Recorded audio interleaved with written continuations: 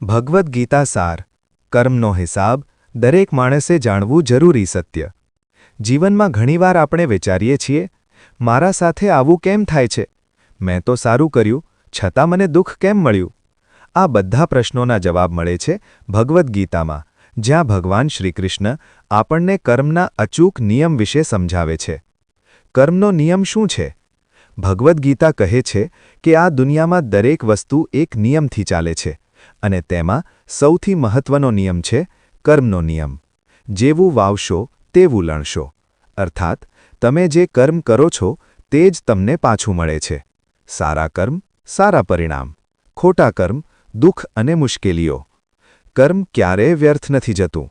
ઘણા લોકો માને છે કે તેમના સારા કર્મનો કોઈ લાભ નથી, પરંતુ ગીતા કહે છે કર્મનું ફળ જરૂર મળે છે, ભલે મોડું મળે, ક્યારેક આ જન્મમાં, ક્યારેક આગળના જીવનમાં, પણ કર્મનો હિસાબ ક્યારેય ખોટો નથી પડતો। 3 પ્રકારના કર્મ।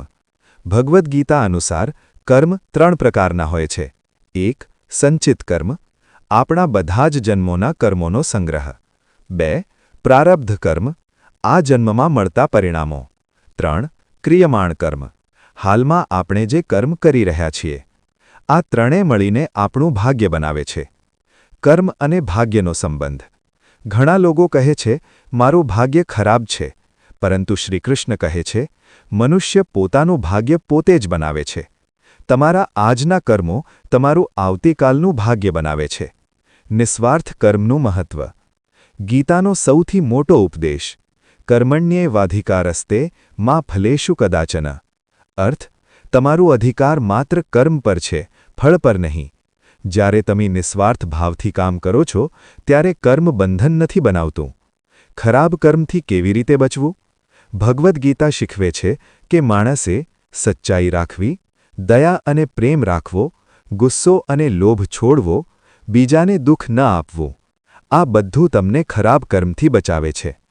મન અને કર્મનો સંબંધ। મન જેવું વિચારે છે તેમ જ કર્મ થાય છે। સારા વિચારો સારા કર્મ, ખોટા વિચારો ખરાબ કર્મ। તેથી મનને શુદ્ધ રાખવું ખૂબ જરૂરી છે। ભગવાન પર વિશ્વાસ રાખો। ભગવદ્ ગીતા કહે છે સર્વધર્માન પરિત્યજ્ય મામેકમ શરણમ વ્રજ। જ્યારે તમે ભગવાન પર વિશ્વાસ રાખો છો ત્યારે તમે સાચા માર્ગ પર ચાલો છો। જીવનમાં અપનાવવાની વાતો: સારા કર્મ કરો, નિસ્વાર્થ સેવા કરો, ભગવાનનું સ્મરણ કરો, સકારાત્મક વિચારો રાખો, ધૈર્ય રાખો। કર્મનું સાચો અર્થ: કર્મ માત્ર કામ નથી, તે તમારી વિચારધારા, બોલચાલ અને વર્તન પણ છે।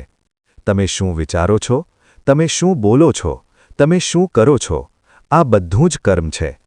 એક પ્રેરણાદાયક કથા। એક માણસ હંમેશા બીજાને મદદ કરતો હતો।